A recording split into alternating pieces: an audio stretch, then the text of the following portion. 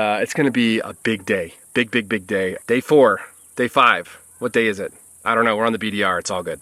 We are on section 3 of the 1,200-mile Idaho backcountry discovery route. We have a full convoy of 5 rigs, and after some bad decisions on section 2 and a delayed shipment of gas to the nearest station, we are a hair's breadth away from being stranded on a mountain in nowhere, Idaho. We are now trying to figure out how to make it the 60-plus miles to the next station with 5 rigs, 8,000 feet of elevation to climb and descend, and only a day and a half to get some of our convoy to an exit point before we head north for the Magruder Corridor. This adventure is getting serious.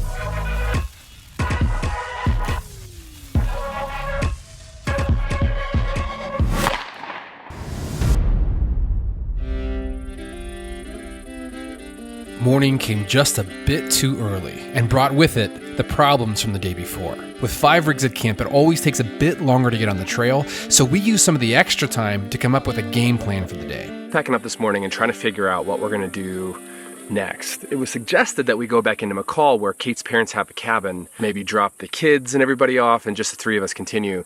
But people want to do the trail. So I think what we're gonna do is stay on the trail, figure out the gas situation, and try to make our way to Bergdorf, which is probably 80 to 100 miles. So I do not know what we're gonna get into today, but it's gonna be a big day. So let's start. All right, well, we're about to pack up and go. What do you say? Let's do it. Okay.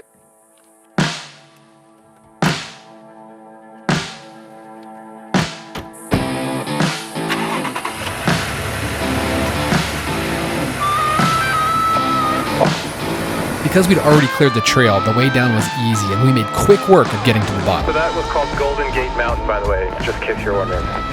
Okay, I'm down. Mine says 44 miles, LMP. Mine just says low fuel. So, next stop, maybe we can see if we can get some gas. We're back at Yellow Pine. My gas said low fuel coming down the mountain, and as we got kind of on level ground, it started saying I had about 50 miles left. It's about 60 miles to Warren, I think. I've got an extra 4 gallons on either side of the Jeep in hinge mount Rotopacks, but I talked him into selling me 4 gallons. It was rationed to 2 gallons a person. He sold me 4. Don't tell anybody. It's amazing how much confidence an extra 2 gallons of gas gives you, and I was feeling every ounce of it. So I'm probably gonna drive, my pace will be somewhere around 25, 35 miles an hour. This road's in really good shape. Wow, this is a beautiful area. I've just never seen that much bare grass in bloom in one place in my entire life. We were headed towards what's called the Profile Gap, which is the gateway to Elk Summit. But instead of being out of gas, we were just hungry. So we found a nice shady spot to pull over and grab a bite, give the kids PBJs, and receive a very particular gift from Rob. My good buddy Rob from Riviera Overland gave me this. This is for you. What is this? Clamato. Clamato juice. And I think his recent trip to Canada has made him kind of a worldwide traveler and opened him up to new things. You gotta tell me what's in this first. Clamato juice, which is clam juice and tomato juice mixed together. Tomato and Clam. clam. And I told him I'd take a drink.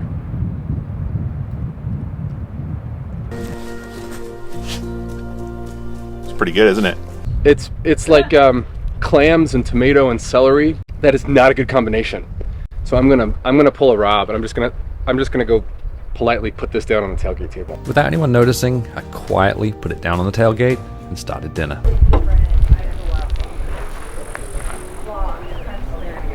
Okay, how about I jump in your rig, Kate jumps in Finn, and you have a drone session? Sounds like a plan. So in order to keep the group moving and get like the best shots, we're kind of switching up drivers. So one of us can be full-time flying a drone while the other one's driving. That means I get to drive Rob's blue Tundra while he pilots the drone this time. So pretty excited for that.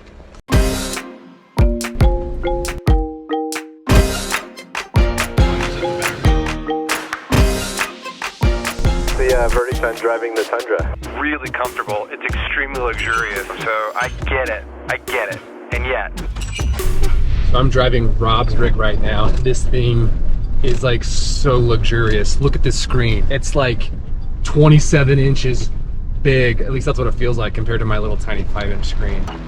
Emerson, better check out that fire truck. Wait, what? Got some overhead obstacles here. Hey, Will, is Rob going to be able to get underneath that? I don't think Rob's any taller than we are. Slow. Whoop. That's okay. That was just a small branch. As we made our way towards Elk Summit, we faced our first major unknown aspect of the trail, snow. It was hard to believe there still might be snow in July, but until you get up there, there's no real way to know. We are just skirting the edge of the Frank Church River of No Return Wilderness. I think we're gonna cross Elk Summit, which is about 9,000 feet or so. We're a little worried about snow. We don't know if there's gonna be snow up there. We've heard both. I've called to check with different sources. Some of them have said there's no snow, it's okay. Some of them have said there's 12 feet of snow up there, so I don't know what to expect. I have about a 100-mile range so far on my Jeep with a little bit of extra gas on the sides. So I'm optimistic that I have enough to get to Warren and refuel. And Rob also has an extra 10 gallons, and I think Chris has an extra 2 gallons. And so right now, I'm just going to focus on driving up and over this pass and see what awaits us at the top. While Elk Summit isn't the tallest mountain in Idaho by a long shot, it's the tallest mountain on the BDR. And depending on winter snowpack and summer temps, it can have snow well into July. We knew we were threading the needle with the time window we chose, but as Idaho natives, we have the luxury of being here and watching the temps all year long. So while we were uncertain of what we'd find at the top, I had a good feeling about making it through. We're going to hit a little snowbank here, my friends. You look passable, Kate? Yes, I'm just going to put it in 4 high, I think. Looking good, Kate. I definitely put a tire on the left and no problem. So I won't say anything about Kate being able to drive Finn through a snowbank without getting stuck. What Elsje's referring to is a trip a few years back to Hell's Canyon where I got Finn stuck in a very similar looking snowbank. It was a great joke on her part, but it also re-emphasizes the fact that spring snowbanks, as small as they might look, can be really hard to get through. Lucky for us, Kate blazed a great trail and everyone slipped through no problem. The Elk Summit question had now been answered. And these roads are beautiful. It feels private, it feels secluded, and it feels old, like old forest, old mountain. I know they're all old, but it just feels a little bit different here.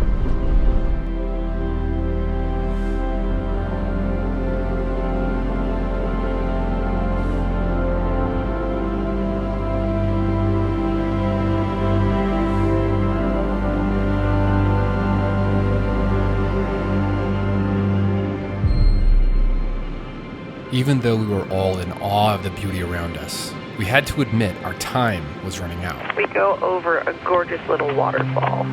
Oh yeah, that is gorgeous.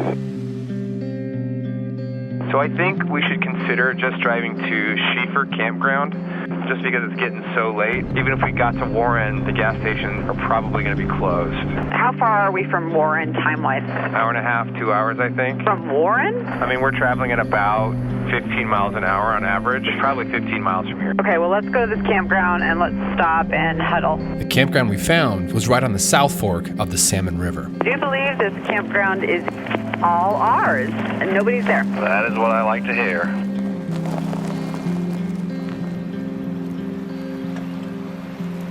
The shadows were getting long as we pulled into this deserted campground. It had been another long day on the trail, and the group had become closer because of it. The river offered us nature's perfect white noise to calm our nerves and settle us down. It also offered some of us a chance to cool off in the water. Oh, Elsje, your hair looks wet. Slightly damp, yes. Well, how did that happen? I jumped in a river. Oh, you brought your swimsuit. Not exactly, no. Oh, it was more of a, it was this kind of suit. Some people call it a birthday suit. Well, where's my camera when I need it? Although I hear that maybe that's on the drone footage. You know, that's going to be up to Rob. That's all I got to say. You better be nice to him. I know, I do. So, well, I got to ask, why are you having to soak your rather swollen and purple ankle? Well, that's an easy story. I was trying to remove a branch. This is the question we ask ourselves. What is Will doing? And it was just too high for me, so I thought I could jump off of my bumper, grab the branch, and land like a ninja. And I landed like... Not a ninja? I landed like a Will. I rolled my ankle and I've been hobbling around today, and I'm sticking in this cold water, and it feels so good. And this is why I keep, multiple Ace wraps in my first aid kit, just for Will. Yep.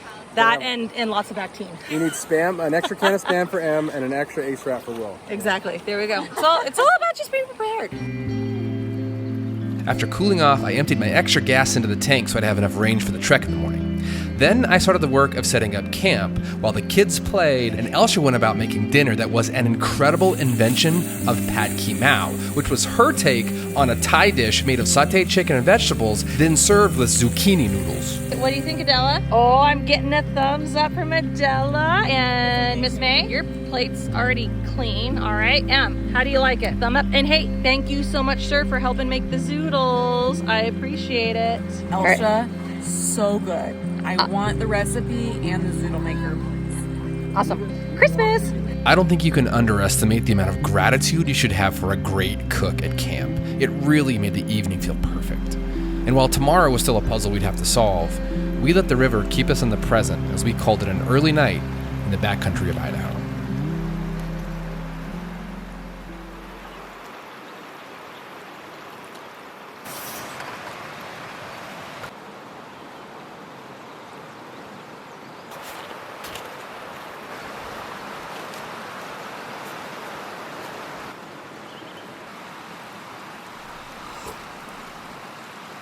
Morning. It's about 6:30 this morning, and we're getting up early because we're going to try to make a push to get Kate to McCall. You ready to go back to work? I'm sad you have to leave. So our problem is that the real world calls for some people in our party today. They came out for a weekend on the BDR with us. We need to get them home because they have things that they have to do. So we did not make it to Bird Grove like we had planned. We stopped here, this beautiful spot on the river, with no mosquitoes, which is amazing. And now we've got to make some time. So we all agreed to get up early, to get out early, and get Kate back to McCall as quickly as possible. But today, the group gets a little bit smaller. So for the next 3 days, it's just going to be myself, Chris, and Rob, which means I think we can move a little bit faster and maybe make some of this time up, but we just don't know what lies ahead. I've been surprised by how grueling this is, and for now, I'm just gonna keep having this delicious cup of coffee and getting ready so I don't slow the group down this morning. The air was cool and damp as we hit the trail early, which is how I actually prefer to overland. And even though we were a little groggy, the trail immediately offered us incredible scenery to help our senses wake up for the day. At first, our minds were focused on getting to McCall on time, but as the morning drive continued, we were completely overtaken by the beauty of the Idaho mountains.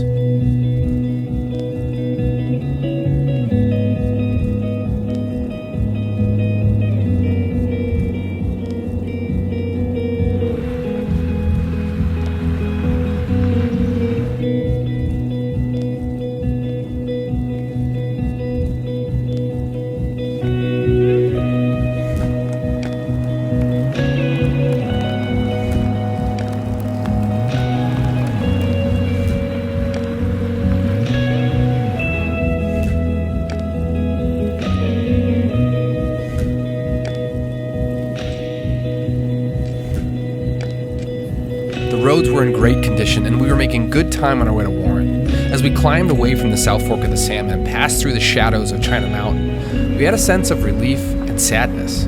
Relief because we knew we'd have enough gas to make it to Warren, and the trails hadn't thrown us any roadblocks. And sadness because we knew after we hit Warren, our little team would be splitting up soon. Hey, Elsje, how's Ripley doing on gas? She's holding strong at a quarter of a tank. Should be plenty. Warren is another unincorporated community in the north central Idaho mountains. This is a place that feels like it doesn't need to or want to be found. Okay, I think we're just gonna roll out. The community here felt very tight-knit and indifferent to our convoy as we passed through. It's a neat place to see and a place you can get gas if needed, but we pressed on as we were still trying to make up time to get folks to McCall. Rob, we're not in England anymore. We drive on the right side of the road here. Warren is also the point in the trail where you feel yourself getting a little closer to civilization, as the roads are wider, flatter, and the terrain is steady. We hit pavement and beeline for McCall before backtracking to the BDR route with a much smaller group of travelers. So we are back on the BDR. We took a brief hiatus to run into the town of McCall, where Kate's parents have a cabin there. We were just there for like a few hours. We went to the grocery store and restocked, so it kind of feels like we're starting all over again. We even like sprayed the rigs down. Hey Rob, that's a car wash, not a shoe wash. We dropped off Kate and the kids, we dropped off Elsje and the kids, and Kate's parents also have left us on the trail. So that means that it's just Rob, Chris, and myself from here on out. So we're about to tear through this dirt road, get to Bergdorf, start heading north. We're making our way towards Elk City. I don't know how far we're gonna get because it's about 3:30 in the afternoon. So let's get started.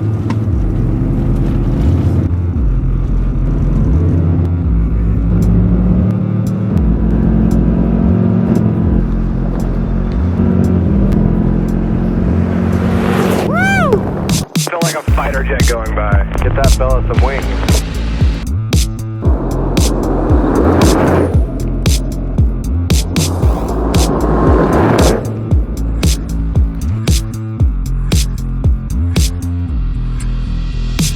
Winding our way through this mountain pass, and somewhere down here I have heard there's like an old bus that's like decrepit and parked along the side of the road. And I seem to remember something like that in some other videos that I've seen. So maybe we can find this old bus and see what it's all about.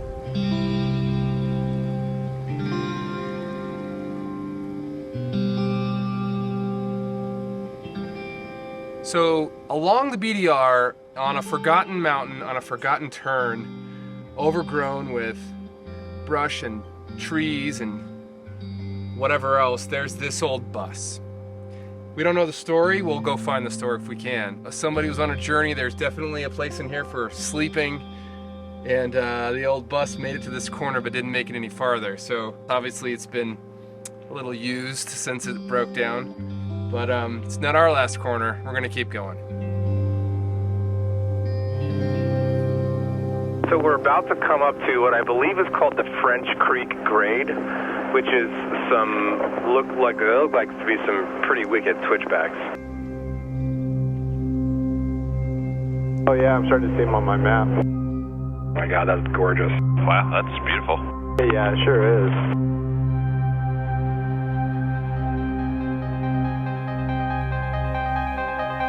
I'm wondering if it's worth going into low for this, because I'm assuming it's pretty steep.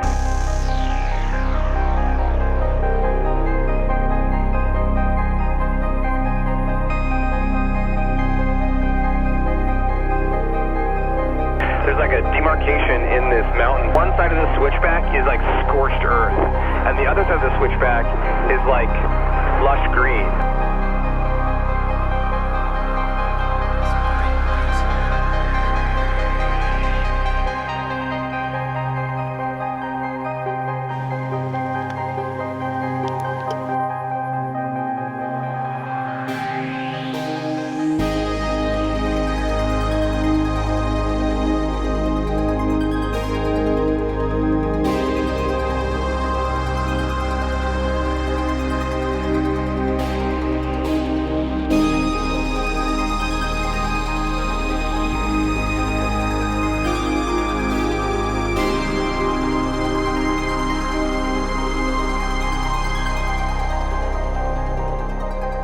We are traveling down these, I think it's called the French grade switchbacks. And whoo boy, can they make you pucker just a little bit. It is a series of these really tight switchbacks etched into the side of the mountain. And you know, the road is just fine, but psychologically, when you look over the edge, it's enough to give you vertigo, enough to make you drive very carefully. After the 2,000 plus foot drop of the French Creek Grade, we made it down to the main fork of the Salmon River. So we just came down the French Creek Grade, and it kind of empties out, just like French Creek, it empties out into the Salmon River. And this is the main Salmon River, and it is glorious. How lucky are we that we get to just be out here in the middle of nowhere on one of the most beautiful rivers in the world. I don't know, I'm just feeling really grateful. This is so cool. Oh my God, this river. We were now too close to civilization for comfort, as the Salmon River is a very popular spot for Idahoans. But we used our spidey senses to sneak our way into a spot that wound up blowing our socks off. Well, this might be a campsite down here.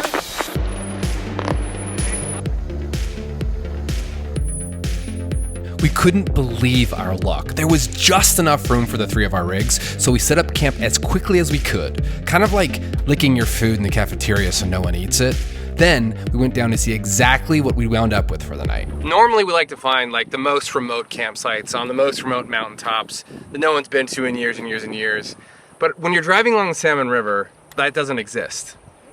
Because it's so well used. Idaho has more white water per mile than any other state in the US, and Idahoans love to go down the river. So there's a lot of people out here, and yes, there are people over there, and yes, there are people over there, but there's nobody right here. So we have privacy, we have shade, we have still water to go swimming or just sit in. I don't know, I think this is just one of those lucky accidents. So we're gonna enjoy it. Let's do this right, let's go to...